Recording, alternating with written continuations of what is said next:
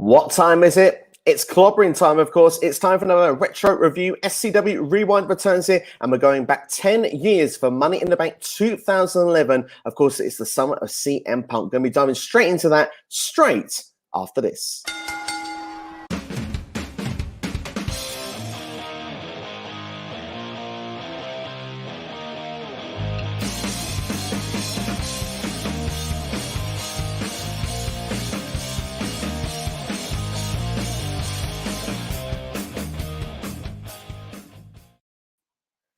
So we're going back to 2011, and I'm joined by the one, the only, Wrestling by Waldridge. Aaron, how are you doing, my good friend?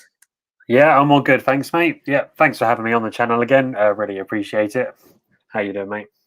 Yeah, I'm very well, thank you. And yeah, it's exciting to be back once again doing another retro review. We're talking Money in the Bank 2011. It's Money in the Bank week as well. So if anyone wants to get involved in the comments below while you're watching us live, show as well, match by match also, and then we'll be sure to give you a shout out and read your comment and discuss it as we go through the live stream. But of course, Aaron, always exciting to talk to you, and obviously you've always got the excitement, the psychology, match structure, always down to a T, so you're perfect for these kind of things. Yeah, definitely. I love it, and this is a great show to go and back and review. Had a great time watching all these matches again, and giving them my sort of opinions on them. So. Absolutely. Well, I'll tell you what, let's not waste any time then and get straight into it, shall we then? Of course, Money in the Bank 2011 took place on July 17th, 2011. It was in the Allstate Arena in Chicago, Illinois, and it was an attendance of 14,815 in attendance. Another key thing about this, of course, the Money in the Bank pay-per-view had only been around for its second year. Of course, every year had been at WrestleMania previously from 2005 to 2010. And of course, in 2010, the winners for Raw were The Miz and of course, Kane for SmackDown. At this point, every single person who'd won Money in the Bank had cashed it in successfully. So going into this show, then, of course, this is about, of course, a lot of CM Punk stuff. The intro is all focused around the infamous pipe bomb that happened, of course, as we say now, 10 years ago. And of course, we have CM Punk saying, "Do I have everybody's attention now?" Vince surrounds himself with yes men and ass kissers. He says that John Cena isn't the best and that he is the best. Cena is just better at kissing Vince's ass. And Vince said he can't lose the WWE Championship to CM Punk when he leaves the company. If John Cena loses the match, he will be fired in the main event. And of course, CM Punk's closing words as we go into the pay-per-view are, "When the clock strikes midnight, say goodbye to the WWE Championship, say goodbye to John Cena, and say goodbye to CM Punk." It is a perfect build to what looks to be an incredible main event that we're looking forward to talking about later in the stream. Looking at this, was you extremely hyped watching this back over again? Yeah, really excited for it. Watching that video package back, that is easily one of the best video packages I think WWE have ever done. Just such a unique time, just something that hadn't been done maybe since like the Austin days with Vince. I think that the Punk Vince McMahon feud, it didn't quite reach those levels, but I think it sort of brought you back to that, brought a lot of fans back into the fold at that point. Obviously, I got a lot of new fans into it as well. So yeah, just seeing this video package again made me really hyped to watch the show.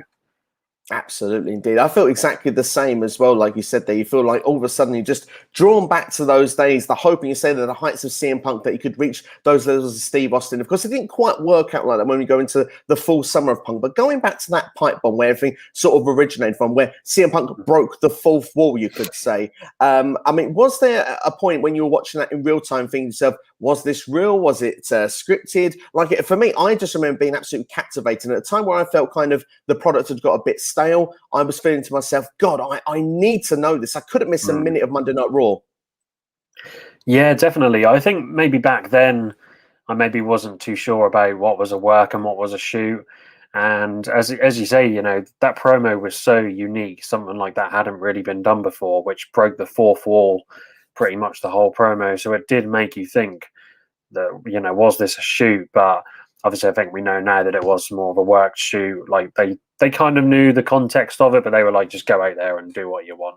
Maybe they didn't know to the extent he was going to do it, but yeah, just at the time, like you say, it was just can't miss TV after that promo. And I think once, if you didn't watch that show, I don't think I actually watched the show. I think But I heard that happened, and I was like, oh my god, I gotta go and watch back. And after that, I was just hooked. Yeah, absolutely. I must admit, I remember watching at the time. Like, I mean, because Raw being for us, like those late 4 a.m. watches. I couldn't do that, but the next day and just being absolutely captivated. And you hear all these sort of other sites like NoDQ saying that their website crashed and all this sort of stuff. People were really into what was going on with CM Punk at this time. And yeah, I mean, the thing is, as a video package, definitely, arguably, has to be one of the best that WWE has ever produced. Would you say going to a pay-per-view? Yeah, easily. Yeah, I can't think. If someone says, "What's one of your favorite video packages?" That one just pops into the head immediately, doesn't it? So, yeah, 100%. Absolutely. I think that along with like WrestleMania 17 has to be one that really sort of stands out. Yeah, But it's Money in the Bank season. And like we say, let's talk about the commentary team we have on the evening. We've got Michael Cole, Booker T, and Jerry the King Lawler. This was definitely a fun trio that had on the show. And of course, around that time, of course, Michael Cole was kind of like the heel commentator, was kind of like hating on, a lot of the babyface, particularly Daniel Bryan. Daniel Bryan. What were your thoughts with this trio that with them together on the show? Yeah, I said before, Shucky, Ducky, Quack, Quack, Booker T. Gotta love it. Yeah, not the best trio, but like you say, quite entertaining for its time. I think at the time, he or Michael Cole, nobody liked it, did they? But nowadays you look back on it and it is quite entertaining. Booker T is just it's just Booker T, isn't it? And then you got King, who's King. But yeah, entertaining to go back and watch this. But I remember at the time we were like, oh my god, this is horrible. Yeah, I must admit, I did kind of feel the same back then. But like you say, it's definitely not boring. There's definitely some fun flavour that's going throughout the show and some of the lines. And I love the way that Booker just goes off on his sort of tangents. You say there with the sugar ducky quack quack stuff. But like obviously when he goes in through the main event, and he's sort of comparing the idea of like John Cena, like it's almost like Rocky 4 kind of thing, where he's like in Russia and kind of getting everybody inside. And Michael's like, I don't even know what to say about this. It's pure entertainment gold with some of the stuff these guys say. Yeah, definitely. I don't know where Booker T got that reference from. I don't think he was going to turn that crowd, but there you go. It is what it is. But I'll tell you what then, without further ado, let's go and talk about the first match of the evening then. And they don't waste any time going straight into the SmackDown Money in the Bank match. The entrants on this particular one were Sin Cara, Wade Barrett, Justin Gabriel, Sheamus, Cody Rhodes, of course, dashing. Well, he's kind of got that sort of. It's meant to be the dashing kind of Rhodes, but it's with the face mask, isn't it? That just before he goes proper into that kind of feel. And we've got Heath Slater, Daniel Bryan, and Kane to line up the 8 superstars involved for this. And this was given a lot of time. This match, I believe, this is the second longest match on the show. In fact, it goes for 24 minutes and 26 seconds. So quite a lengthy match to say the very least. But to give you a little bit of the details of what goes on through this match before we break it down, and to say what our overall thoughts were of it and our favourite spots. Some of them perhaps you would notice from it. There were CM Punk chants from early on from the crowd. You could see they were there for the main event. But early into the match, Justin Gabriel was hopping on a ladder towards the middle of the ring from the ring corner. The first major spot is Sin Cara being powerbombed through a ladder. It's kind of attached to the ladder from the announcer's table to the ring apron. Sheamus powerbombs him off there through it, and you just see instantly his arms shaking. And I mean, the EMTs are out very, very quickly. He's put on a stretcher. We don't see him anymore throughout the night. It looked a very painful spot indeed. The Core reunited for a short stint. Of course, the Core at Nexus 2.0, if you remember it. Of course, it was Wade Barrett, Heath Slater, and Justin Gabriel. But didn't take too long before Gabriel and Slater realized they were kind of being tricked over a little bit. And of course, stopping Wade Barrett from getting that briefcase. We saw a fantastic Doomsday spot here with Sheamus having Daniel Bryan on his shoulders with Kane coming off the top rope. That was quite a brutal looking spot. Heath, folded over a ladder, thrown to the floor by Baron Sheamus, which was quite a nasty looking spot as well. And Justin Gabriel, one of my favourite spots of the match, is on the ladder. Actually, she's laying on the turnbuckle, so it's kind of not fully stable, giving a 450 splash to Kane. Going through some of those moments before we go to the finish of the match, what was your sort of favourite spots? What really stood out for you in this match? Yeah, it has to be the power bomb, doesn't it, with Sheamus onto Sin Cara through the ladder. I think at that time there hadn't been too many spots going through the ladder, so that was definitely shocking. And wondering whether Sin Cara, that did actually hurt Sin Cara because he was out of the rest of the match. Yeah, like you say, Justin Gabriel just showing incredible balance on that ladder. I couldn't believe that he was just sort of springing up and down with the ladder. That was really great. But yeah, as you say, I think this match was a really good balance of exciting spots, but they also had their moments where they climbed up the ladder to try and win the match, which is obviously the aim of the game. Yeah, good balance. Balance is kind of the key word here. Balance of big guys and small guys in the ring. Everyone got a chance to shine, so yeah, absolutely. Everyone got their time to shine. Like I say, everyone was given the time of the match. It was the second longest match on the show. And like you say, so many fantastic spots there as we kind of go through a number of them now. I think Justin Gable's 450 from the ladder that's on that buckle there really is an impressive looking spot. I mean, the Sin Cara one is painful to watch. So I recommend people definitely go and check it out. But let's give them the finish of this match then. Of course, Daniel Bryan is on top of the ladder with a guillotine on Cody Rhodes. Wade is trying to get to the briefcase and Bryan manages to punch Cody off. He turns his attention to Wade. Wade looks hit wasteland though to actually take that Daniel Bryan off of that ladder to go through on another ladder that is balancing on between that ladder and the turnbuckle. Bryan manages to counter, gives a kick to the head. Wade falls to the ground and Daniel Bryan goes up and gets the Money in the Bank briefcase. Now, for me at that time, I was shocked. I couldn't believe Daniel Bryan back in 2011 was to win it. Then I imagine someone like Wade Barrett, I probably would have thought back then would have been the winner, but it didn't turn out to be that way. But you could see the fans, the second they knew that the indie darling Daniel Bryan with Michael Cole was screaming how unhappy he was about it. You know, it really set a really good tone and a real feel good moment to start off the night. Yeah, it really did. I think it's so weird now looking back on it and thinking that it was a shock for Daniel Bryan to win just because, you know, what he's achieved to this day. But yeah, it was a fantastic finish to the match. The crowd were loving it, really dramatic. But yeah, going into this one, I thought maybe it'd be a Wade Barrett who was always that nearly man, or maybe a Sheamus or a Cody Rhodes. But to see Daniel Bryan win, that was excellent. The crowd loved it, which is amazing. So. Yeah, absolutely. It ticked a lot of the boxes. So it was a good start to the evening there. You always sort of give like a breakdown of your matches of probably a part of the match that stands out the most. Would something like excitement do it? What would be the thing that would be the highlight of this that you say, like, I need to watch this for this? I think you'd have to go with excitement, to be honest. As you say, with the spot, I think they had the good amount of drama in the finish and with the climbing up the ladder, but it's just the spots, isn't it? You don't really get those sort of spots in another match, and it makes sense in a ladder match, which is great stuff. You know, as when you're in a singles match and you're just doing high spots for the sake of it onto the outside of the ring, you know. But yeah, in the ladder match, it's just exciting stuff, isn't it? So I'd definitely have to go for that. Absolutely, indeed there. And obviously, we always like to give the Dave Meltzer's star ratings out of this and then see if we think it's actually better or worse than his opinions. Of course, Dave Meltzer, highly respected amongst a lot of the wrestling community. He's given us a 4 out of 5 star. I really feel that this is kind of on that sort of area, really. I'm really excited to see everything that happened in this match. And it really, for me, it stood out as one of the real matches of the card. So I think a 4 is a fair grade for this other match. Yeah, I think I'd agree with that. I think I'll definitely go for 4 star. Great ladder match. It's probably one of the better Money in the Bank matches they've ever done. So yeah, that's a fair grade. It absolutely is indeed there. So we will give that one there a 4 out of 5. Then we have got a couple of comments that have come flying in for us. Thanks for everyone checking out the stream. Remember to keep things Money in the Bank Retro 2011, and we'll definitely give you a shout out as we're going along. And Don Mills is done just that, saying there was 8 entrants back then. There certainly was. Yeah, they were doing that. Of course, after years would pass, they would trim it down probably to 6 or 7, and it looks like this year they're going back up to 8 entrants once again. So that's exactly what they were doing at this point. And Cena Nation is in the house as well. He says it's great to have wrestling by Wardridge here. It certainly is indeed. It is great to have him on the channel as always. And yeah, I mean, I suppose then we probably should look towards what the next match on the show was. And of course, we're talking about the Divas Championship, which was back then. Of course, it wasn't the Women's Championship, the Divas Championship. The champion, Kelly, with Eve Torres in her corner, taking on Brie Bella with Nikki Bella, of course, in her corner.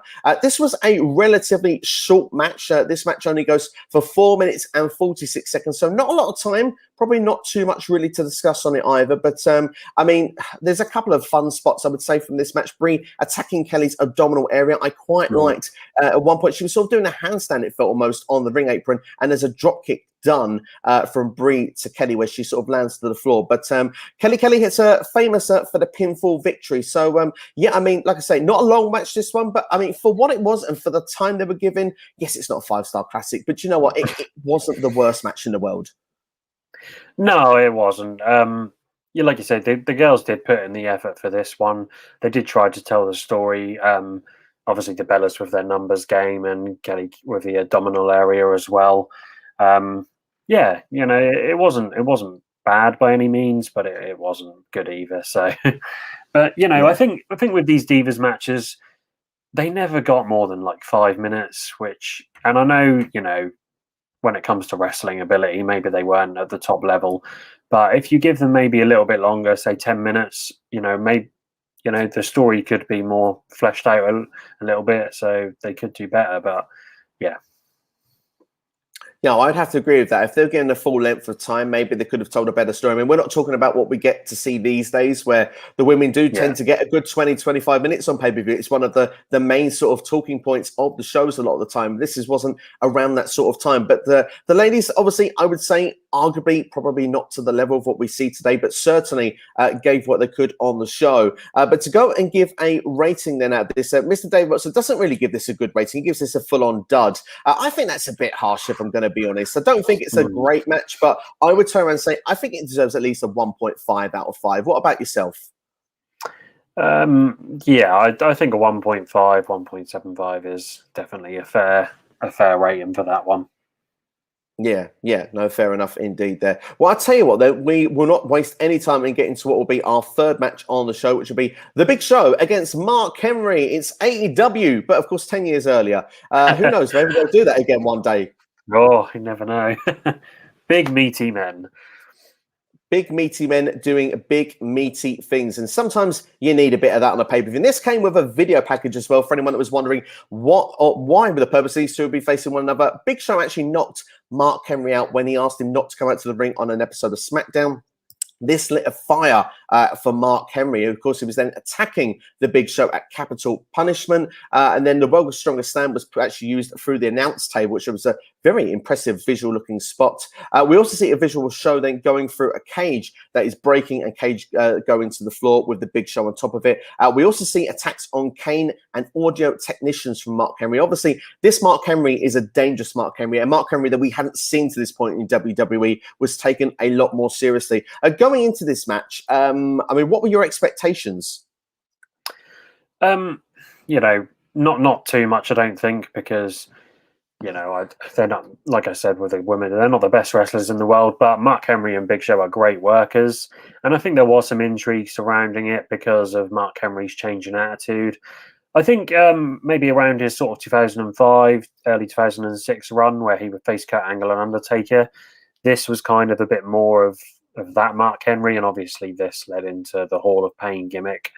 So you know, this was a good rivalry, and you know, as we go into the match, it wasn't as bad as maybe some people would expect. So. No, and I would have to agree with that as well. I mean, they quickly go to the outside floor, and of course, Big Show wants to choke slam Mark Henry for a table. Not long, I mean, Henry escapes, of course, and he actually kicks the stairs into Big Show's knee. Of course, then the knee is attacked throughout the match. Show actually tries to make a comeback with a shoulder block off the second rope. Big men actually doing high flying things, not just meaty things. But of course, at the same time, if you've got an injured knee, what's the last thing you do? You come off the second rope. It's not a clever move, is it? So he's hurt his knee again. Yeah. Mark Henry hits the World's Strongest Slam. There's a kick out. It hits the World's Strongest Slam again, plus 2 splashes, and gets a pinfall victory. So Mark Henry dominant in 5 minutes and 55 seconds. The Big Show with not so much offense at all in this match. And after the match, if you think to yourself, well, okay, not much to really talk about here, the Hall of Pain really does kick off at this show. It's really this moment because we see a steel chair brought into the ring, wrapped around the Big Show's leg, and a Vader bomb from the second rope. And the way the Big Show sells it, I can tell you, you said these are good workers. Big Show sold this so well to the point that actually it's what some sort of like vehicle has to come down and take Big Show to put him on. He can't just go on a stretcher to actually, you know, drive him up the rampway. He couldn't actually leave the arena on his own accord. So this was a very big talking point at the end of the match, and it was quite impactful for the time we got. Yeah, definitely. As I say, these guys only got 6 minutes, and I thought they did a good job with it. They told a pretty good story. It had good psychology with Mark going after the leg, and as you say, like with the selling from the Big Show, which was great. Yeah, it's just I think it's a shame these guys didn't actually get more time, because I think if they got given 10, 15 minutes, I do think these guys would surprise a lot of people. To be fair, we've just said they're great workers. So yeah, Absolutely. They would continue to have a feud later in the year when the Big Show would return. In fact, they had the infamous time when Mark Henry was world champion. And that just goes to show that yeah, this push actually went somewhere for Mark Henry. He became world champion, had a match. I believe it was like a No Mercy type pay-per-view. It was around that sort of October period where they had the superplex where the ring actually imploded yeah. on the show. So, I mean, it does show that these two went to continue on to do good things afterwards. So, yeah, I mean, for me, you said there about psychology story. Would you say the match structure was one of the real strengths of this as well? Yeah, I think so. Obviously, usually when I do match structure, I sort of factor the time into it, and it didn't get given a lot of time, but it told the story within the match, and the finish was a part of it. So yeah, I can't see not a lot wrong with the match structure for the time that they were given, for sure. Absolutely, indeed. Well, I'll tell you what, let's go to Mr. Dave Meltzer then. Gave this a 1.25 star. I personally think, again, a little bit harsh. I'm going to go for myself a solid 2 out of 5, just because of the fact that, yeah, okay, not the best workers in the world, but I tell you what, they're or the best, doing these sort of 5-star classics. Hmm. But what the time they were given here, that everything put together, I never was bored. I felt that Yeah, the action was solid. For me, I was okay with it all. yeah, I agree. Yeah, I'd probably even give it like a 2.5 personally, 2.25, 2.5, something like that. I thought the guys, yeah, they did everything they could with the time they were given, and that's all you can really ask for, isn't it? So, Absolutely, indeed, there. And yeah, definitely worth going and checking out. And we'll go back to the comments because C Nation Dog's giving his rating for the Divas matches. Sorry, but I rate the match 1 out of 10. So I guess that's probably a 0.5 star there because I have to agree, they were not given enough time back then. And you have to agree with that. C Nation Dog is on the money with that comment. If only they were given another 5 or 10 minutes more, yeah, perhaps we'd be given a high rating, build a story, build some tension, would be something there. So I think he makes a good point indeed, doesn't he, Aaron? yeah, definitely he does. That is the biggest shame with the Divas title. Seeing that belt again doesn't bring back good memories of it. And I know, like a lot of their women, a lot of the women got stick at the time because they weren't like trained wrestlers. They didn't come from the indie scene. They were like models. But at the end of the day, I just don't think the company really helped them out. They didn't give them the time, the storylines to sink your teeth into. But the effort was there at the end of the day. So Absolutely. And there wasn't really sort of something like an NXT back then, really. I no, mean, NXT had started, hadn't it? But it was more like the game show, and I hadn't done the yeah, females really much at this point. It was like season 3. So at this point, maybe they'd done season 3, but they hadn't really got the opportunity for these ones that had been in the yeah. company for years earlier to have a chance to get that time and exposure and that practice and that feel to get over. Yeah, definitely. And it's horrible to say, but I think back then it was more about sex appeal, wasn't it, than actual wrestling quality, which is, it's just horrible to say when you're in a wrestling company, but that is kind of the reality of what things were like back then. It's just sadly how it is there. Sea Mm. Nation Dog says he is hyped for Money in the Bank, and I'm sure he's probably talking about the one actually this Sunday. And we are as well. Just to get you in the mood for that hype for you, Sea Nation Dog, I will tell you now that our next match we'll be talking about is a Money in the Bank ladder match. That's right. It is the Raw Money in the Bank ladder match from 2011. It is, of course, the competitors were Alberto Del Rio without Ricardo Rodriguez giving the ring announcement, which really disappointed me on the show. Alex Riley, Evan Bourne, Jack Swagger, Kofi Kingston, R-Truth, The Miz, and Rey Mysterio. So many of them still wrestling today, and so many of them with such baby faces. And we're not talking about the good kind of baby face where it's like good guy versus bad guy. We're talking actual baby faces. Look at the thumbnail of this video. They all look so young. I mean, looking into this match here, I mean, I would have said back then Alberto Del Rio had been pushed to the moon since coming into WWE. Would you have seen him as the favorite going into this match? Yeah, 100%. As soon as that guy came into the company, they were just trying to, they wanted him to be the next Hispanic star. So I think looking at everyone in this match, yeah, Alberto Del Rio was the clear favourite. I know The Miz was, Michael Cole was like The Miz's biggest fan at the time, and it was kind of around that time where he was doing quite big things as well. But yeah, it was quite predictable with Alberto Del Rio. It did feel it. I mean, R-Truth as well had the championship opportunity against Yeah, of John course. Cena in the pay-per-view before, of course. And it's weird with R-Truth coming with no music. And, of course, started off the Little Jimmy stuff. But it just doesn't seem Loved like it. the modern Truth, does it? It's not the modern R-Truth where you got him chasing a 24/7 championship. This is a serious dude. Yeah, exactly. And I guess that just goes to show how versatile the guy is. We know that we know he can go in the ring, and when he did have that championship match with John Cena, like it didn't really feel too out of place at the time. I think this was around the time when The Rock came back and they had that tag team match, didn't they? With I think it was The Rock and Cena versus The Miz and R-Truth. And as I say, Miz and R-Truth did not look out of place. They were pushed quite highly up the card when they did they did that teamwork. So yeah, it's just another world, isn't it? Absolutely. It really does feel like it feels like we've had a pandemic or something that's took a lot, made it feel even longer away, doesn't it? But this match, not given so long as the first Money in the Bank ladder match, it's given a 15 minutes and 52 seconds. So still a solid amount of time this match was given. But I mean, to go through then, I mean, all of them start with like ladders in the ring. It's a bit like a sword fight almost, the way that they're going off on that. But ladders, though, are thrown onto Del Rio on the floor because everyone doesn't like Del Rio from this. So they all attacked him from the start. We see Evan Bourne and Kofi Kingston actually on a ladder as well. The ladder's sort of standing like this in the ring with both of them on it. So neither of them ever got a chance of reaching the Money in the Bank briefcase. But certainly is a fun spot to go and look over. But everyone battles to the floor. We see Evan Bourne on a very high ladder going off. They're doing airborne, which of course is that reverse 450 splash onto everybody. That looks a pretty cool spot there. The Miz then does when we feel we get to that narrative of the match, kind of similar with Sin Cara earlier, but I feel this one definitely seems more scripted compared to what it felt earlier. We didn't quite know with what happened with Sin Cara earlier in the evening, but of course the Miz jams his knee falling off the ladder and he has to be assisted and taken to the back. And of course, when you've had that a big show in Sin Cara already, it's not looking a good sign for the evening. We do see Kofi do a boom drop off the ladder, which is on the second rope. Of course, probably trying to outdo Justin Gabriel earlier in the evening.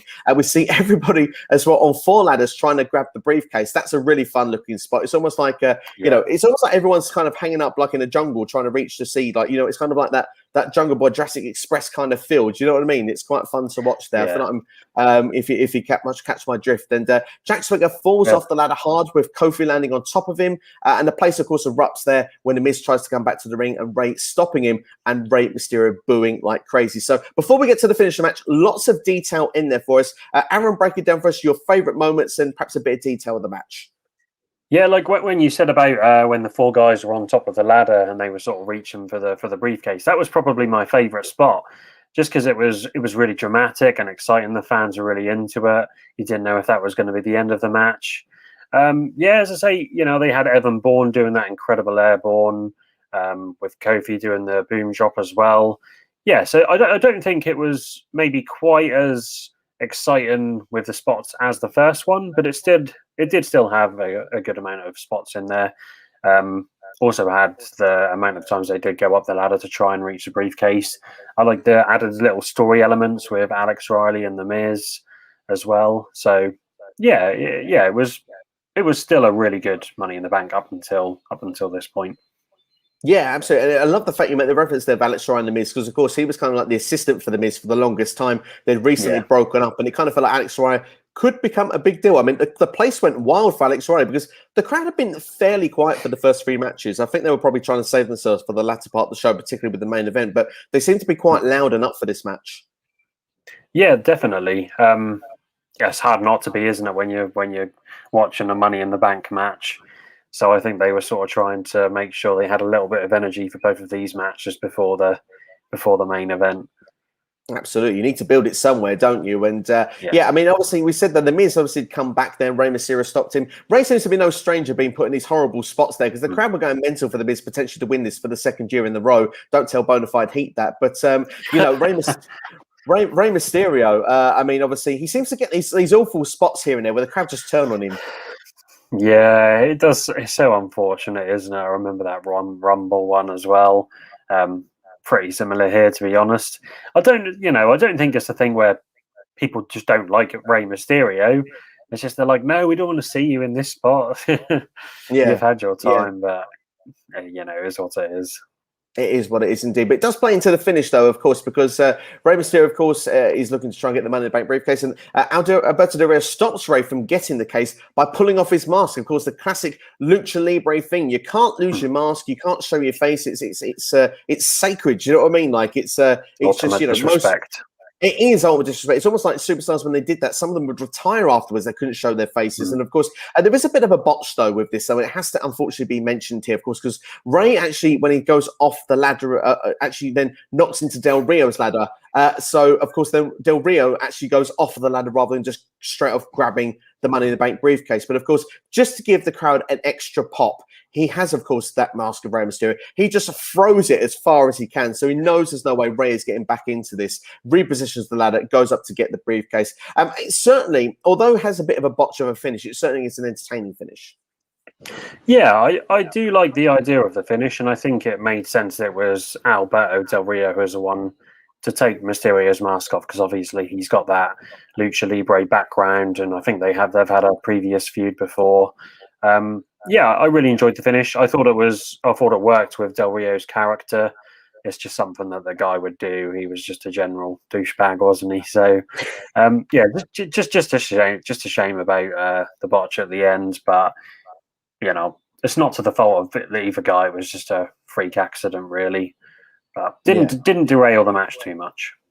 No, not at all. I would say it wouldn't at all. Then, of course, there's so many ladders in and around the ring. It was bound to happen somewhere, wasn't it? But I mean, to go then with a rating of the match, I mean, Mr. Meltzer gives this a 3.75 star. Again, I think this is probably fair. I maybe go 3.5, just to be slightly lower, because I don't think this was as strong as the first Money in the Bank ladder match, and I do feel arguably probably slightly more predictable. What would be your thoughts as a rating for this? Yeah, I think 3.5 is definitely a fair one, as you say, with the predictability. Had less time than the first one. Don't think it was as exciting or dramatic as the first one. But yeah, still definitely a solid ladder match. Yeah, I would have to agree. Definitely a solid match nonetheless. And we've got a few comments flying in. And C Nation, thank you for keeping us company and giving us a few comments here to dive into. He says that he realised something that the Raw Money in the Bank ladder match has more main eventers. SmackDown has kind of those young stars, which I think is a very representative point there. Of course, back in the time, Raw was the A show. A lot of the main stars were featured on Raw. SmackDown did have those ones where they were trying to build them up. It was like the feeder ground. If you proved yourself on SmackDown, you technically got to move to Raw in the next draft. And I think it's a fair comparison he's made there. Yeah, definitely. And he makes a good point. I think SmackDown was always favoured as the show just because they had those up-and-comers. You know, it was like back in the day in 2002 where they had the SmackDown 6 and guys like Brock Lesnar. And it was the same here. And perhaps this is why they had the SmackDown one on first, to be that hot opener with all of these young boys like Sin Cara, Justin Gabriel, Heath Slater. And then, you know, later on in the card, they have, you know, the biggest stars. So, yeah, it does make sense. It's a great point.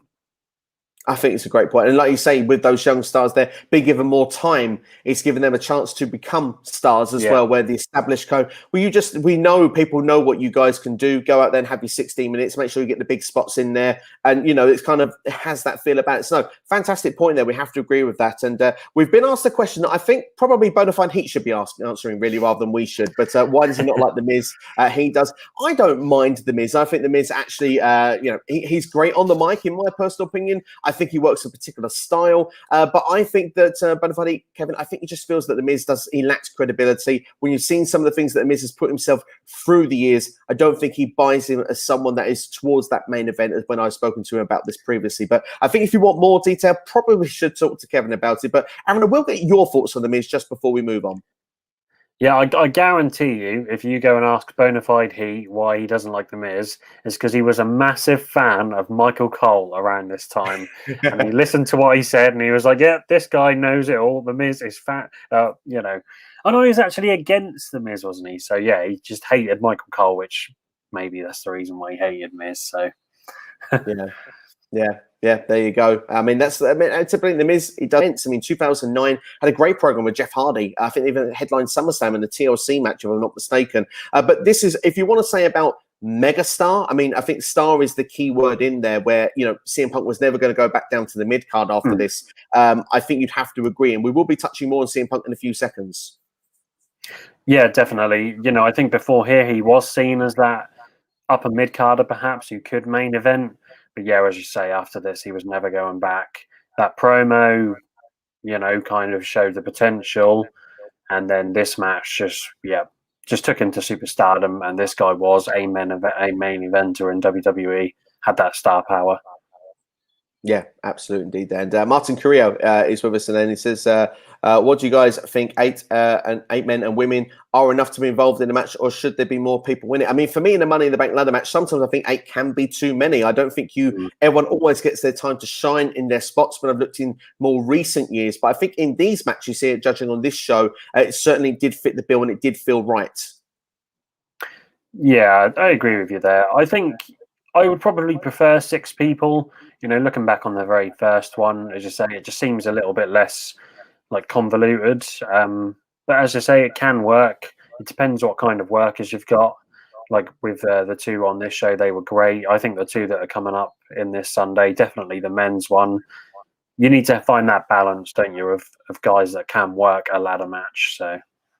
Yeah, absolutely. There's a good mix in there with it looks to be both sides of the ladder matches this year. So I'm quite excited for this Sunday of what they are going to actually hold here. And we've got Muscular one more comment before we move back on then with everything. He says, would we let their talent make their own promos like Punk's pipe bomb? Well, it doesn't feel like that these days. It's more on the scripted format, isn't it? Rather than actually seeing, people actually going there with bullet points or to go in and just, shoot their shot and see if they can get over. But of course, I mean, we talked about the pipe bomb earlier on. The pipe bomb really was something special at that time.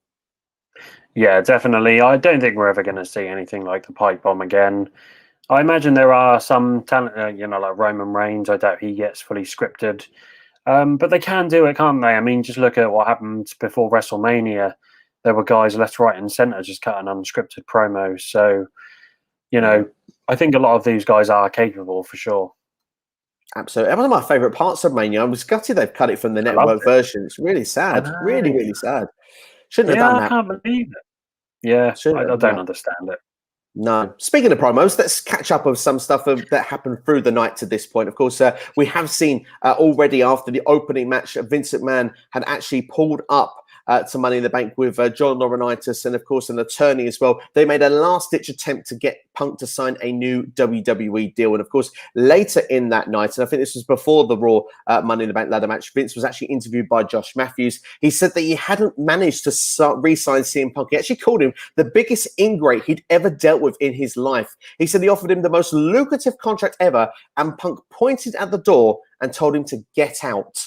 He did everything imaginable to keep Punk on the roster. It's not on him. He said that John Cena is the reason we have this problem to begin with, because, of course, John Cena had asked for this match to be made for the pay-per-view. He said that this is Cena's fault, saying what fans wanted. He better win. And if by some chance Punk leaves with the WWE title, may God have mercy on John Cena's soul. An incredible line, an incredible backstage promo. I really enjoyed that. Yeah, definitely. Vince McMahon always like hamming it up with these corny lines like, may God have mercy on his soul. Just works for Vince McMahon, doesn't it? But, I think here he also put Punk over massively, because by saying he's the biggest ingrate he's ever worked with, this is the guy that obviously had Austin to deal with for 3-4 years, however long. Also had Bret Hart from the Montreal Screwjob at the time. So, to say that about Punk is massive.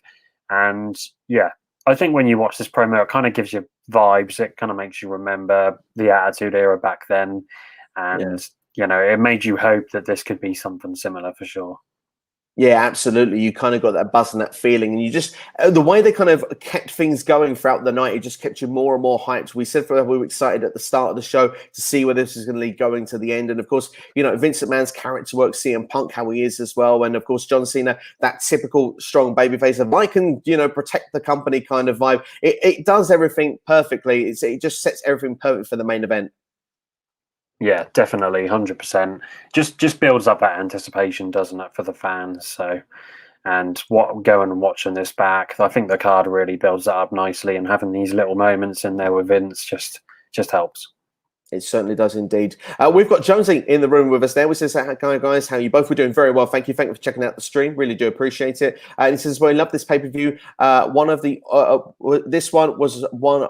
Hang on, let's start this again. Apologies, Jones. Apologies to everybody watching. I love this pay-per-view. This one of the time, you generally thought Punk was leaving greatest worked angle of all time. It really is a fantastically well worked angle, and of course, we will be going fully into detail, into more depth as well as we go through the evening. And just to say, for those in the chat room as well, to do try and keep the comments based on Money in the Bank 2011. We definitely will then bring them on screen. If we do have time at the end, we may bring other ones up there afterwards. But Martin Greer does say as well that it's really unlike that WWE will ever make good storytelling like Punk versus Cena, both faces. Yeah, we don't see it so often, since it definitely is one of the most magical storylines of all time. Yeah, I mean, of course, it's we can't wait. So we're literally a few minutes away from diving into the match in full detail. So make sure, if you're just tuning in or if you've been staying with us throughout the whole thing, you're getting to the real meaty part of the video now. The good stuff is really kicking in now. And of course, we have to then talk about next then one of my favorite matches. It is the World Heavyweight Championship. It's Randy Orton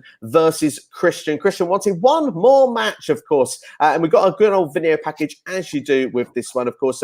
Randy had won their match, a capital punishment with the RKO. And of course, Christian had his foot under the bottom rope, and Christian wanting one more match because, of course, well, technically, they shouldn't have ended the match. Christian passes all the tasks needed from, of course, GM Teddy Long. We get to the contract signing. Christian is with his lawyer. He said if there's a disqualification or if there's a bad official's call, then Christian becomes the world champion. And Christian accuses Randy of being the company's golden boy. I think it's a great video package and a great build to this match. This was arguably one of the best feuds over that summer. Very underrated. Yeah, definitely.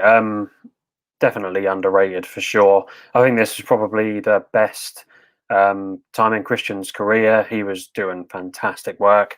Randy Orton was clearly into this feud as well, which is only a good thing. And so the video package was awesome. Yeah, these guys had some great matches. It's just something that's not too many talk about, to be honest. I guess because, you know, the whole CM Punk thing kind of overshadowed it at the time. But yeah, great work by these guys and a great video package to build it up.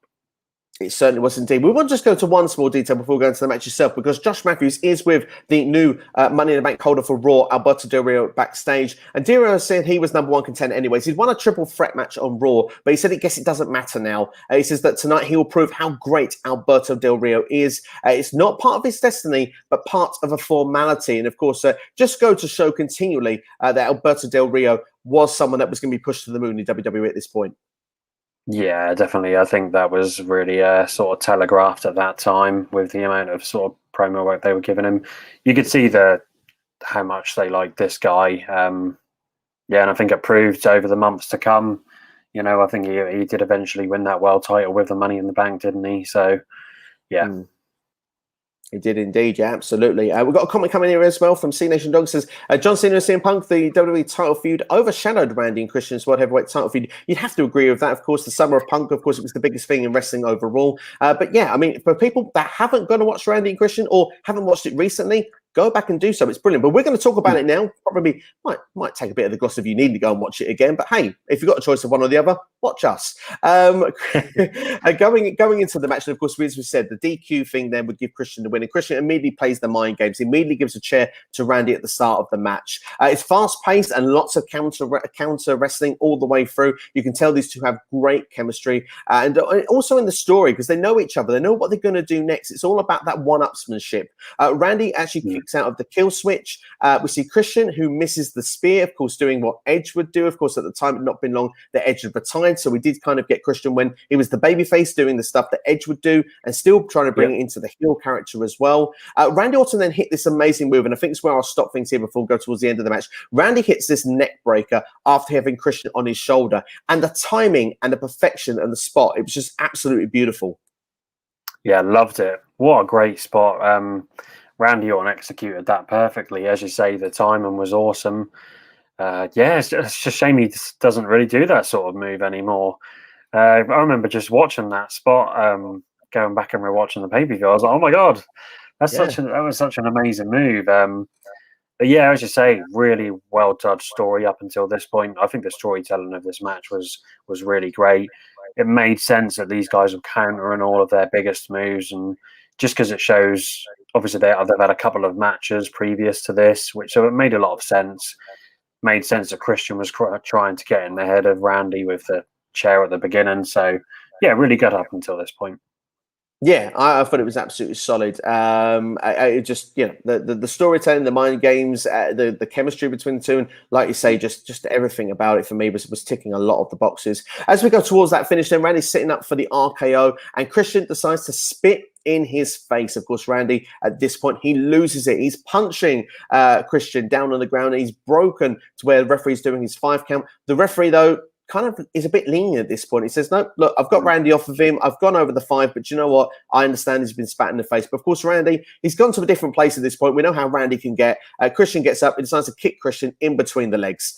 The rest had enough at this point. He says, no, I can't do anything more about this. I've got to ring the bell. Disqualification, which means we've got a brand new world heavyweight champion in Christian.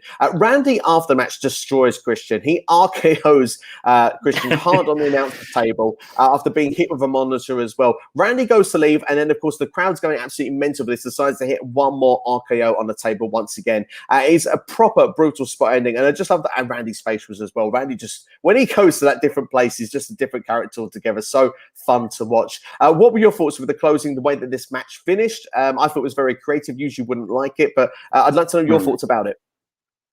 Yeah, totally agree. This was a great finish. Obviously, some people might think us a little bit cheap because it was a disqualification. But in terms of the story of the match, it made so much sense. Yeah, this is what Christian's game plan was from the very beginning, was to try and get in Randy Orton's head. And spitting in a guy like Randy Orton's face is just, it's not surprising that the guy eventually low-blowed him. So it all just made sense, definitely. As you say, Randy's facial expressions are awesome. I've said it before, how I like the way back then that he kind of, I think he did like maybe study a snake's mannerisms, because it's the way he sort of turns his head and he has these sort of sinister looks. I think he's sort of trying to mimic the movements of a snake, perhaps. And as you say, the beatdown at the end made a lot of sense as well, and it was just really fun to see. The crowd were loving it. Goddamn announce tables didn't break for him. So that's always sucks to see, but yeah, this was awesome. Really, really enjoyed the finish. Yeah, absolutely brilliant. Really couldn't argue it at all. And before we go to match ratings, we've got a couple of comments that have come in. Martin Carrillo with the first one. He said, he always felt Randy Orton has been on his prime for far too long, and that's crazy because of how long he stayed with WWE. The World Heavyweight Championship looked good on Christian. Certainly did. I have to agree with both of those points. Yeah, Randy Orton is one of the best of all time, in my opinion. He's not on that sort of megastar level, but if you're talking like your Triple H's, Edge, he's up there, isn't he? He's definitely one of them. So, and yeah, I agree. Christian, awesome champion. He had a great character at the time, and it just made a lot of sense to put the belt back on him, I think, for that time. So, yeah, good point. Absolutely, one of my favorite rivalries of that summer. And you mentioned there about not to that level, but Cena said, respect to Randy Orton, he could have gone off to Hollywood, been a part-timer with WWE, but stayed as a full-timer. Do you think Randy could have gone off and done things like acting? Yeah, definitely. I really do. Obviously, he was in a couple of movies, weren't he? I know they weren't major Hollywood pictures, but I can't see any reason why the guy couldn't have done what sort of Cena, Batista, and The Rock have done. I think he has shown his acting chops in the past.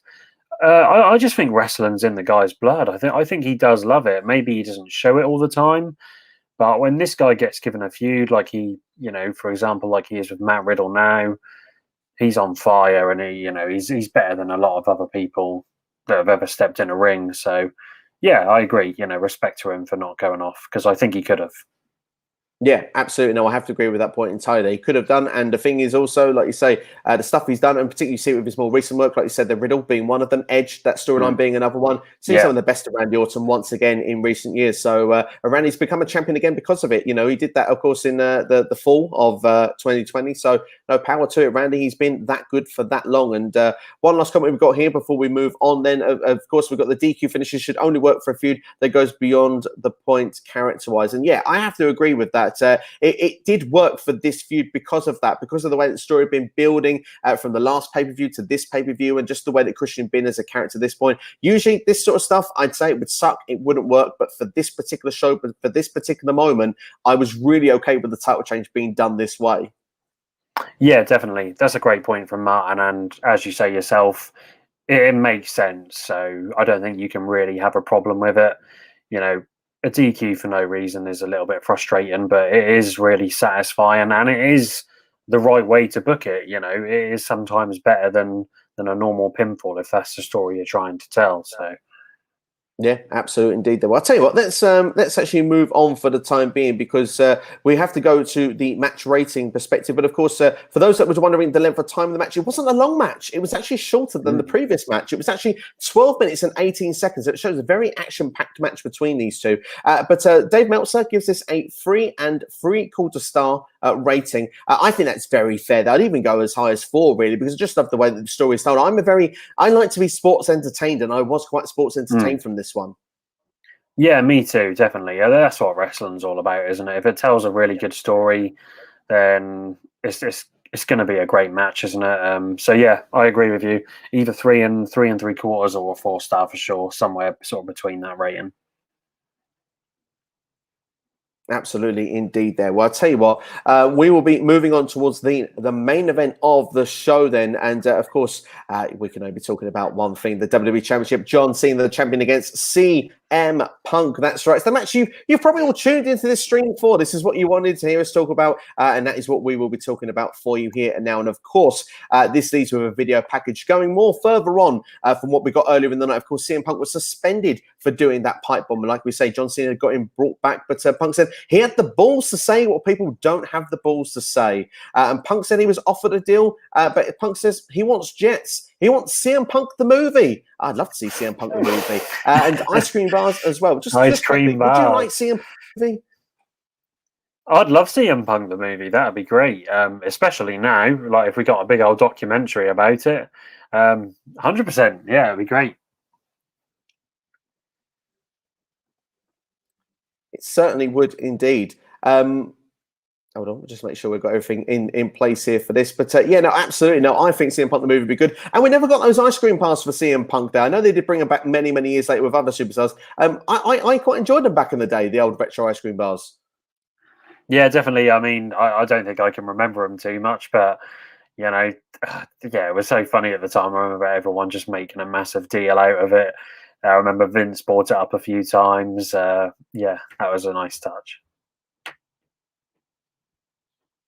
It certainly was indeed. Well, going back to the video package there, Punk says all he wants is a microphone. It's power. It's a pipe bomb. He's the voice of the voiceless. Punk, though, Punk is told by John Cena that he's actually a hypocrite.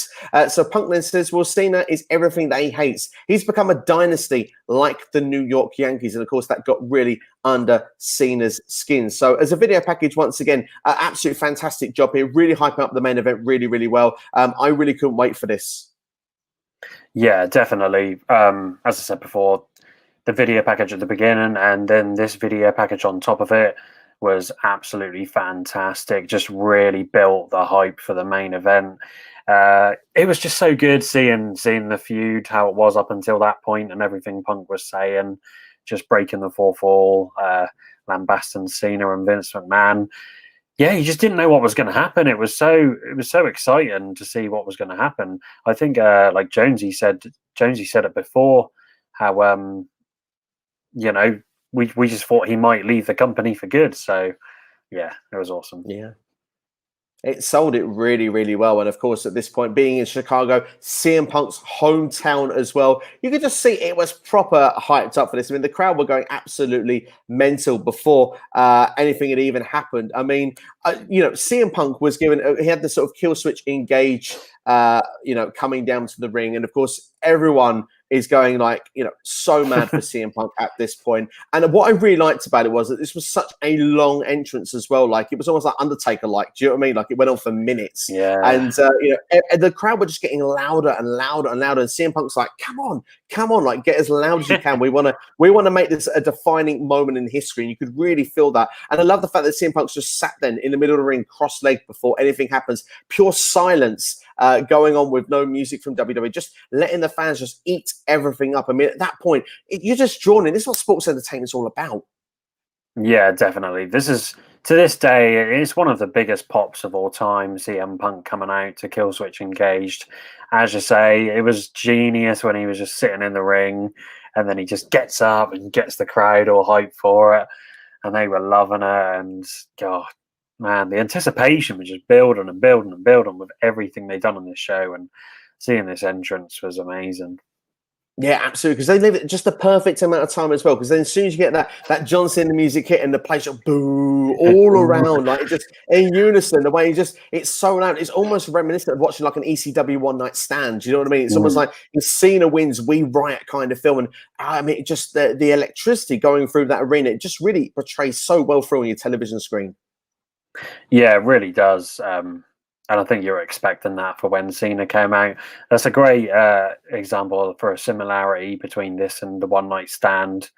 You know, very similar hostility there. So yeah, just couldn't wait for it to begin, just to see what had happened. Yeah, absolutely. Yeah, absolutely. Martin Correa said that CM Punk felt the most unscripted guy in WWE, and that's why fans got behind him. Honestly, the WWE Championship looked so toyful for a feud like that. I mean, C Nation Dog also says this about the spinner belt actually being good. I mean, I wasn't a big fan of the spinner belt back in the day, if I'm brutally honest. But I mean, the thing is, that was the championship for many years. To be fair, going back on it, what were your thoughts of the spinner championship? I hated it. Yeah, I really didn't. I really didn't like it, to be honest with you. And I think I do have to kind of agree with Martin there. Seeing this belt in this feud, it was just like, oh, does look a little bit sort of childish. I wish they did have the new one there at least, or they should never just change the old one. But you know, it did. It didn't obviously take away from the feud or anything, but. No. Yeah, I wasn't really a fan of it, if I'm honest with you. Absolutely. If those superstars were willing to give us that action and fight for that championship like that, hey, it meant something, didn't it? The WWE Championship is the WWE Championship. That's what it's all about. So, one just side-off moment just before we go into the main event. Sinesh and Doggers, give us a few questions there. And we do try to, keep things to the pay-per-view. But I will go with this one here because, this is quite a fun one. He said the first show he's ever at was where the WWE Championship and World Heavyweight Championship were unified. So obviously that would be, if I'm not mistaken, TLC 2013. Nation Dog, let me know if I'm right with that in the chat room. I mean, for me, what was your first show you ever went to?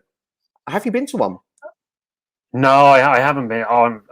This is something I hate to admit, but I haven't been to a WWE show yet. That's the thing. I've never really known too many people to go with, so I haven't been to one. But it is on my bucket list. But as for the sort of around the time I started watching and the championship that I watched was the Attitude Era WWE Championship, the one with the globe in the middle. Yeah, because I was sort of getting into wrestling around WrestleMania 2000, so that was my WWF Championship. Yeah, absolutely. Well, for me, I have to say my first show. Going to show me age now. Why do this to me? It's actually a house show.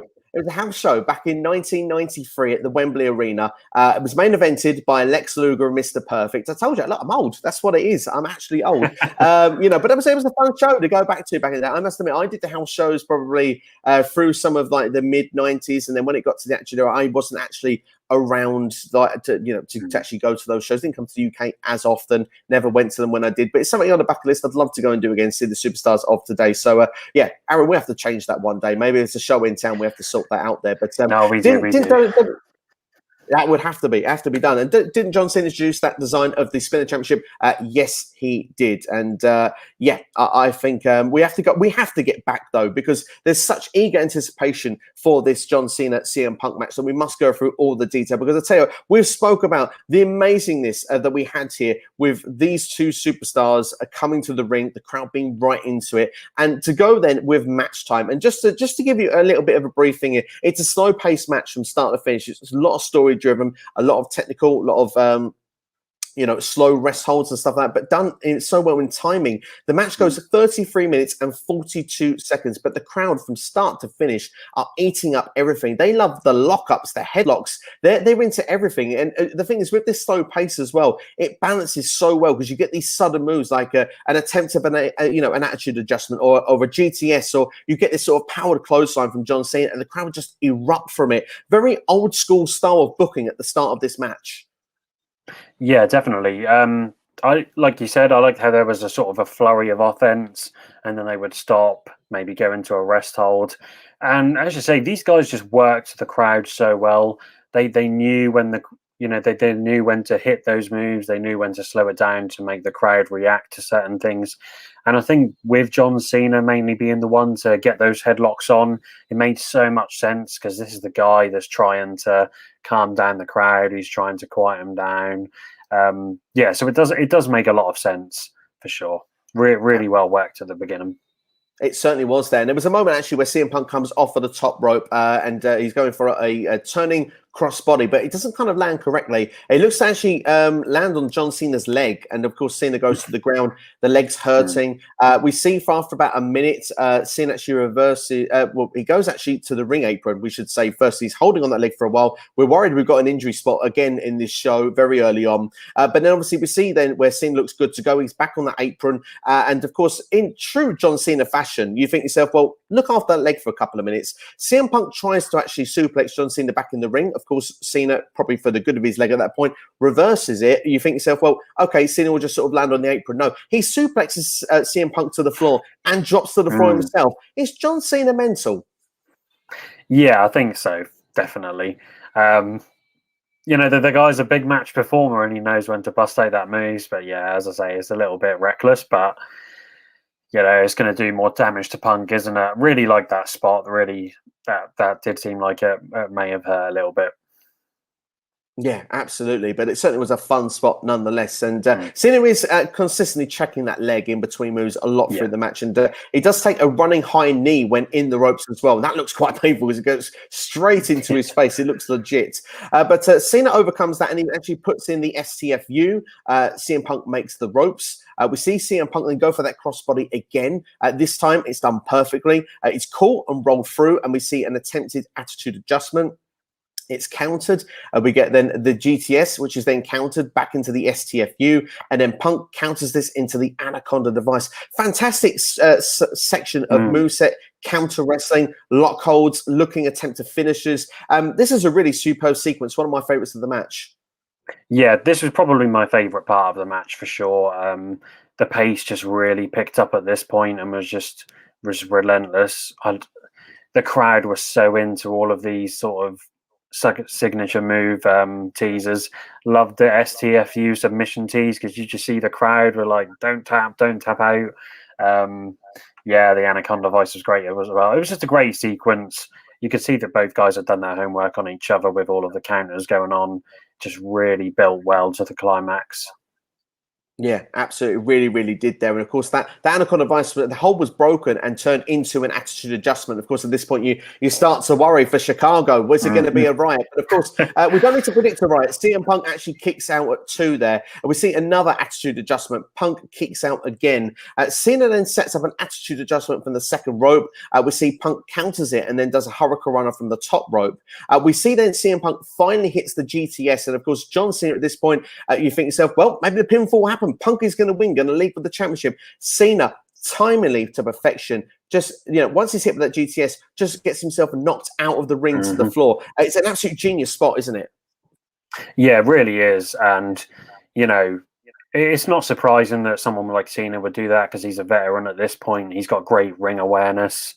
It was awesome. It was an awesome moment. And seeing CM Punk's face as well was great. That's something I've got to touch upon here. Like the facial expressions of both guys was amazing, especially when Punk would kick out with certain things. Cena would just be like, what have I got to do to beat this guy? And same with Punk as well when Cena rolled out. Yeah, absolutely. And like you say there, the expressions there, the emotion that pours out of those superstars, it really helps with the story narrative and it draws you in as a viewer. It's a real fantastic experience. Definitely one of my favorite matches and how they managed to do that from start to finish. Like you said, the slow pacing at the start, the way it builds through. And as it goes from this moment then to lead into the finish, of course, because at this point, Vince McMahon backstage, he's watching, he's probably sweating, he's probably standing up. He can't sit and watch this match. He's out of his chair and he thinks, no, screw it. I'm going to the ringside area. He brings John Laurinaitis out with him. Punk looks back, into this because he thinks to himself, right, I've got this sorted. Cena's back in the ring. And of course, as Punk then goes back in, he walks straight back into an STFU. And you see that magical moment where Vince McMahon thinks, well, what did I do before to protect the WWE Championship?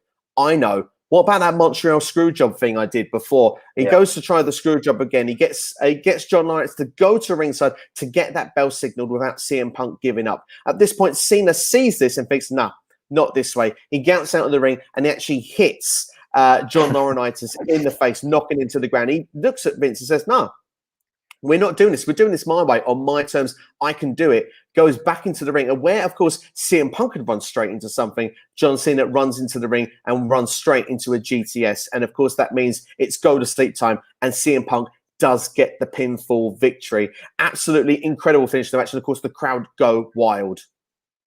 Yeah, I love this finish. Oh, it was just great when John Laurinaitis ran out. That has got to be one of the best clotheslines ever. Someone to make JBL proud. That was amazing. But yeah, as I said, you know, they've tried to replicate the Montreal screw job in the past, and this is one occasion where it just made a whole ton of sense, because at the end of the day, your guy is going to walk out with your company. So why wouldn't Vince do something like this again? It's tried and tested, isn't it? Yeah, and just seeing how the crowd erupted when Punk finally hits that GTS is really great. It really, really is. It's a special moment, to say the very, very least. And of course, then you see, you know, Vince McMahon there, obviously watching Chicago celebrate. You got that face of where he's like, "Oh, here we go! Like, I can't believe this has happened." It's a fantastic face. You mentioned facials, like there. It's just absolutely beautiful. And Vince McMahon goes, hang on, nah, Chicago celebrating, CM Punk is celebrating. This isn't how it's going to go down. He goes over, he grabs Jerry Lawler's headset, and so aggressively as well. You can see Lawler's like, Jesus, what's happened here? And you just hear them going, cut Punk's music. This isn't happening. And he demands Del Rio to cash in the Money in the Bank. You know, get Del Rio, get his music on, get him out here. And the music hits as well. Again, still no Ricardo Rodriguez, upsetting. But Alberto Del Rio sprints to the ring, almost like Charles Robinson at WrestleMania 24, just sprinting as fast as he could to the ring. Briefcase is in hand here. And of course, he goes into the ring and he goes straight into a kick from CM Punk. So, of course, where, you know, you could say, well, we've got a trump card for Vince McMahon here to try and keep the championship in the company. No, it doesn't work. CM Punk has foiled that plan as well. CM Punk leaves the ring. He goes over the barricade. And just as he's about to actually go over the barricade, he blows a kiss to Vince McMahon watching on, and he leaves through the crowd. And then, of course, he's holding up the championship at the top of the Allstate Arena as the show goes off air. And I've got to say very quickly before we go any further, Dave Meltzer gives this a 5-star match, and you cannot blame him for doing so. This, I mean, when you take the match, you take the closing, you take all the emotion and just the uncertainty of everything, it was just incredible. Yeah, it really was. Iconic when CM Punk's just on that barrier and blows that kiss. Amazing. Love the Alberto Del Rio coming down to the ring, because it just makes sense with Vince's desperation, with the headset pulling off as well. And, you know, we have spoken about the match rating before, and I did, you know, I've had to rewatch this match, and yeah, I think it is a 5-star match, isn't it? You know, I can draw certain criticisms on the match, but when you think about, you know, the positives of this match, it just outweighs any negative that it has, to be honest. And I think it's very hard for any match to not have a couple of negatives here and there. But at the end of the day, if everything else just falls into place and just exceeds, you know, expectations, then yeah, it's got to be. It's just one of the most iconic matches of all time, especially in the modern day. So yeah, I think you've got to give it that. Yeah, we really, really do. I mean, it certainly ticks a lot of the boxes. And of course, I mean, what would go on after the show doesn't affect what we're really talking about here, because of course, Punk did go away for a few weeks. And then, of course, they had the tournament where they crowned the champion. It was Rey Mysterio that won it, and then Cena won it instantly. It led then to the champion versus champion, who is the ultimate WWE champion for SummerSlam. Again, it was John Cena and CM Punk. Who knows? We might review that one point somewhere in the near future. But at this point, we stick with this one. I mean, overall, I mean, the summer of Punk, I mean, obviously we led to where Kevin Nash was involved. He lost clean as well to, to Triple H as well on a pay-per-view. It didn't really quite all fall out to plan. But of course, CM Punk did go on to have that 434-day title reign, which started the Survivor Series. So, I mean, there were really, when you look at CM Punk, he did become that bona fide star, as C Nation Dog said earlier in this video. But obviously, the summer of Punk, not everything was successful. But judging on this night, I don't think WWE put a foot wrong here. They just had, from here, anything could happen, and it left the viewers having to know what happened to Roy. It was one of the most classic cliffhangers of all time. Yeah, it really was. As I say, no one knew what was going to happen after this. It was really great that he was off for a little bit of time. I think he could have been off for even longer, to be honest. Yeah, this was just booked to absolute perfection. Really good booking. As you say, I think the reason, it was quite underwhelming when he did lose to Triple H and he had those feuds with Kevin Nash.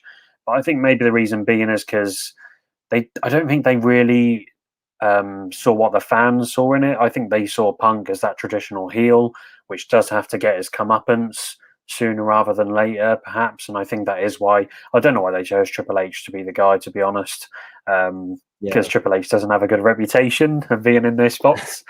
But I think that's the difference between an Austin and a Punk. I think they saw Austin as this guy who was a man of the people, but Punk was a guy that was against the whole company. And I think the WWE were just like, well, this guy's a heel because he hates the WWE, and I think they always had to give the guy his comeuppance, which maybe wasn't the right thing to do, because in the eyes of the people, he was a babyface, wasn't he? And I think he should have just had that momentum for the whole summer of Punk and the whole time he was on top. I think you make fantastic points there. Actually, you say that where he has to get his comeuppance because he's anti-WWE. I feel it's really into another show that's done recently with the invasion of WCW. Like, they had to be buried at the end. They had to lose. They had to get their comeuppance. They couldn't be the ones that could, take over. Nothing's bigger than WWE, and WWE will always triumph over all. So you're kind of right with there, but it did turn itself right. They did realize where Punk was going and what they had on their hands, and they did make him a champion, and they did give him a long title reign as well. But before we go into the comments, we've got a load of comments we'll get through before we finish up the stream today. I just need to get your overall rating of this entire show of a 5-star. What would you give Money in the Bank 2011 as your full rating? I would probably have to get, something like a 4.25, 4.5. Really good show, to be honest with you. I'd say the Divas match was the only one that wasn't great, but it wasn't a dud, I don't think, like Dave Meltzer said. Main event, one of the best matches of all time. Money in the Banks were great. Christian Orton was great. It was a great show. Can't fault it too much at all. No, I have to agree with you. 4.25 for me. This is definitely arguably one of the better shows that you could go and do if you're going to actually go and do a retro, and particularly as well as Money in the Bank season. If you think to yourself, well, hey, I fancy watching old Money in the Bank tonight before I'm going to watch this show on the next couple of days, do this one. You honestly can't go wrong. It was a fantastic show. Most of the things in this are definitely outweigh any negatives you could have. There's so many positives from it. But let's go through some of these comments that we've got here in the chat room. And of course, got to go and find some of them to begin with. Let's have a look here. Where can we go? CM Punk was really over at this time, C Nation Dog says, and you have to agree, that was an incredible time here. And CM Punk, we've said it already, haven't we, really? Just absolutely incredible. But Marta Greer says CM Punk was such an anti-McMahon guy. We've kind of gone on this again just a couple of moments ago. It's not the sort of traditional guy that you'd say that Vince McMahon would go and push. CM Punk was kind of, he was kind of that rebel, wasn't he? Yeah, he really was. Not that typical, like you said, not the typical guy that Vince McMahon would like to push. But at the end of the day, he is he. When you're over, you're over. So it's hard to deny the guy at the end of the day. So, and I think the fact that they didn't, push him as much as they should have is the reason why CM Punk was an anti-McMahon guy. Maybe just didn't get his just desserts fully. Yeah, absolutely, indeed. Marta Career does go on to say as well that we saw Cena even making Punk such a main eventer and giving this barn burner was crazy. It's an incredible match, isn't it? And you would argue and say, as much as CM Punk has got over with the pipe bomb and has got over with the storytelling, the way the show finishes, you can't question or take away the role that John Cena has played in this. He did an absolutely phenomenal job. Yeah, totally agree with you there. It takes two to tango, and Cena was just as good in this match. Knew when to work the crowd, knew when to rile them up. And as you say, around this time, I know it wasn't the cleanest of victories, but it was very hard pressed for Cena to put anyone over. And I think this is, at the time, people were like, oh, no way is Punk going to beat John Cena. But he did, he put him over. So fair enough to him. All credit to him. Absolutely. Absolutely, indeed. There, Underground is with us as well. Good to see them in the chat as well. This evening, guys. Summer of Punk will never be relived in WWE, but they could if they built the guys up. Well, that's the thing, isn't it? If you look at a superstar or two today that perhaps could fill that role, be the next sort of Punk. Do you see someone that could be the roster that could fill this role? I don't think. I think the only guy at the minute that could be similar to this is Kevin Owens.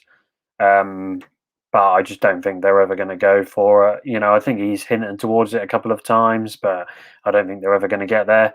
But it's not going to be the same as what Punk was doing, but depending on how long this Roman Reigns run lasts, I think what he's doing now is, is as big as that. It's one of the it's it's the best thing in wrestling at the end of the day. It's something that anyone talks about if you're a wrestling fan, so it could be there. But in terms of replicating Punk's work, I'd say Kevin Owens. Yeah, it's very hard to replicate that sort of work there. I mean, like you say, Kevin Owens is fantastic on the mic. He's got that natural charisma and natural way of kind of going into that pipe bomb if he wanted to. We talk about unscripted promos of WrestleMania. KO arguably one of the best of the lot of them. Yeah. I mean, Adam Cole is fantastic on the mic as well. I think Adam Cole would be someone that could fill that sort of role, perhaps play that sort of character. I would just worry with his lack of height. I feel that WWE wouldn't push him to the moon in that sort of way because he's quite a small guy in stature. But certainly, I think Adam Cole would be someone that would be of that sort of ilk that could do that sort of role. But it's a fantastic question that's put in there. And I mean, Cena Dog goes on to say as well, why is it called the Summer of Punk? Because didn't it happen in the summer? It did happen for a year. Well, I mean, it happened longer than a year. I mean, the 434-day title reign, you arguably would say, is until the Royal Rumble. But of course, the Summer of Punk, of course, is just that story with the pipe bomb and not knowing at this point what was happening. At this point, people thought Punk had legitimately left the company. So that's why that goes with the Summer of Punk. So it kind of falls into everything before he gets his championship run, because everything kind of then he's backing with the company, toes the company line. He's just arguably pushes that top babyface at that point. But I mean, it's certainly a fun idea. And Martin Career goes on to say, imagine if Punk would have defended the championship outside WWE. That would have been so insane to see. Now, I don't know for sure, but didn't he appear in Ring of Honor? I can't remember. I was then going to say I wish that he did, but I'm not too sure. Yeah, I think he might have done. It sort of rings a bell, but I mean, if you know that one for sure, then that's awesome if he did. May have to touch on Google before we close up here. That's what I will say there. Did Punk do that there or not? But Summer of Punk or Cena and RVD for One Night Stand, which one would you pick? Can I only pick one to watch here? Because that's not fair. I'll get you to get your selection in there, Martin. Aaron, sorry. I've got all these chats here coming at the same time. For me, Punk versus Cena, I think. Cena versus RVD was really good as well. But I think Punk versus Cena just pips it for me. I think the story was a little bit better. I think from historical purposes, you have to go with Cena versus Punk. But at the same time, I'm a big RVD mark, so I really like that. So for me, it's hard to say, but I mean.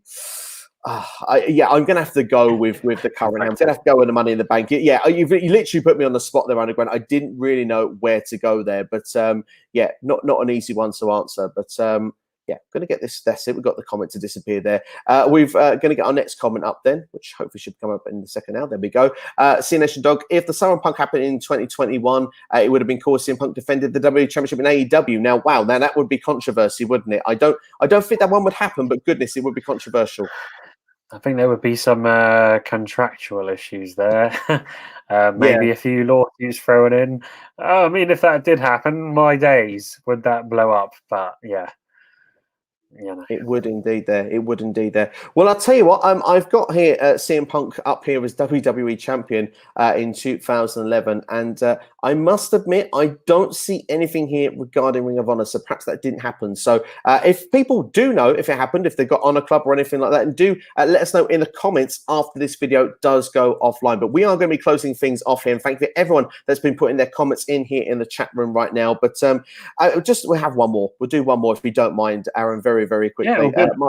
Martin does say, what can really transpire from this show to the current roster right now? Well, I mean, obviously, a great story is what you would hope would transpire from this. Because you look at that story there that's led here, gone into the pay-per-view, and the uncertainty of what comes on the other side, the ramifications, the stakes are so high. And I think people genuinely questioned what would happen and what would happen. It's almost as if, like, I don't know, if Raw and SmackDown were to go against each other, or NXT was to try and invade and make NXT on Monday nights, for example, you wouldn't know the ramifications if NXT were to win that show. So maybe that's the sort of things that they could take from this and say, well, that could work in the current day. Yeah, definitely. I agree with that wholeheartedly. Just the unpredictable nature of it, let's just say, that's just something that we don't see too much these days. It is quite predictable now. But yeah, with Punk's promo, I think maybe they could do more of that. Just more. I'm not. I don't want to say like replicate the pipe bomb, but have more moments where the promos are just so shocking, and they a little bit more of a worked shoot. Just give guys the bullet points and just let them go from there. So yeah, I think that's kind of what I was missing. Yeah, absolutely, indeed. I'd have to agree with that. Definitely give the people to organically get over. Give them those bullet points. Don't just heavily feature everything on the script, and try and give those stakes in there. I think it really can make something work. But that's pretty much it from us anyway. We've talked Money in the Bank 2011 out for an hour and 20 minutes. So we do hope you've enjoyed this. If you did like the video, then please hit the thumb up as well. It really does help. Leave a comment once the video's gone off as well. It really does help those algorithms. You know, that boring stuff that YouTube likes that makes these videos more popular. It really does help the channel a lot. So we really do appreciate if you could do that. But before we do, Wrestling by Waldridge, a fantastic YouTube channel, great content on there as always. Aaron, tell everyone about it if they haven't already. Yep. So I'm mainly a channel just focused on sort of match analysis. So at the minute, I have a top 5 wrestler matches of the week show. I've also recently started off a podcast type of show called Legacy Sessions. I've had Steve on it in the very first episode, where I go over the greatest matches. And I've also got a couple more ideas that I'm working on for the next coming months. I do review the pay-per-views when I can as well. So yeah, please subscribe if you can. Thanks a lot, man. Absolutely. I think people would be insane if they're not subscribed to you already. They're honestly some fantastic content. Like I say, in-depth analysis on these matches and can tell you the things you've missed out on. If there's a match you think, oh, do you know what? He says it, you should have seen this out. Genuinely, you need to go and check it out. Aaron has always got you covered when it comes to the wrestling scene. And maybe a suggestion for one of these legacy sessions, maybe a CM Punk one could be something that could be a good idea. That could be a fun one. Yeah, would love to do that, definitely. Absolutely. Yeah, thanks a lot, man. Really appreciate it. Love all of your stuff as well. So I appreciate it. It's very kind to say indeed. CNation Dog does leave one comment here just before we go. He says, do you think CM Punk was not grateful for being WWE champion for over a year just because he wanted the main event WrestleMania? I think CM Punk deserved the WrestleMania main event, personally, in my personal opinion. Would you say the same? Yeah, definitely agree. I know he did have that more than a year-long title reign, but at the end of the day, if you go back and watch that title reign, he wasn't in the main event too often. He was always like the second to last match on the show, which is a bit of an insult. When he faced guys like Brock Lesnar and The Undertaker, didn't beat either of them. Arguably, he had the best year, but then he wasn't given a main event match against Lesnar and Cena. I think that would have been a really good match. I mean, The Rock, sorry. I think that would have been great to see a triple threat match between Cena, Punk, and The Rock. But, they didn't do it. I think the guy is probably grateful for the length of reign he had, but then they just didn't, put him over against anyone, who was maybe a level above, which is a shame, but...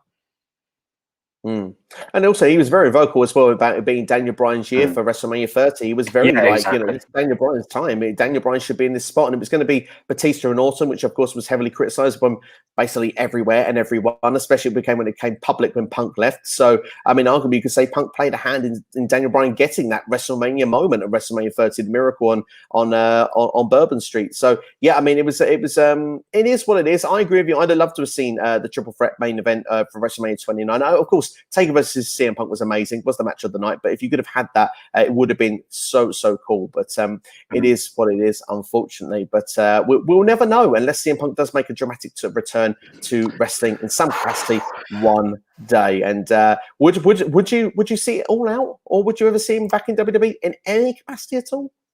Not in WWE, no. Definitely not. I think if he did, I think a lot of people would lose respect for him. I think he's kind of dampened the anticipation for it when he showed up on their other show. But it's just, I think if he's got to go anywhere, it's got to be AEW. And like I said to you before the stream, if it's not all out, I can't see him returning at all. but I would love to see him in AEW. I think he's the guy that could draw the ratings and draw more money for AEW. I think that's what could take them to the next level. I hope they've got him, but yeah, we'll have to see. Well, we'll have to wait and see indeed there. And pun intended, I think it'd be dynamite if he went there. But that's it then. I think Nice. as bad as that joke is, that's the best place we can finish the show off. But Aaron, thank you so much for joining us as always. Wrestling by Wardridge, great channel. Go and check him out. Thank you everyone for watching SCW once again. And thank you everyone that's been commenting in the chat room as well. And as well, just everyone that's been watching. If you've been watching, thank you so much. Check out, so if you're into, of course, WWE, Money in the Bank, I will be dropping predictions on the channel. Hopefully the next 24 hours. It will be, of course, before the pay-per-view. So keep eyes on here. If you're an Impact fan, then well, I've got your Slammiversary covered for you. I've got the predictions there. Who will be the WWE releases joining? I've even got the 10 potential mystery opponents for Deonna Purrazzo. So lots of videos you can go and check out on the channel in the meantime. But that's all from us. Thank you for watching. Have yourselves a good one. You've been watching SCW Rewind here, and this has been the Money in the Bank 2011 Retro Review. All the best. Take care. We'll see you all next time. All the best. Have yourselves a great day.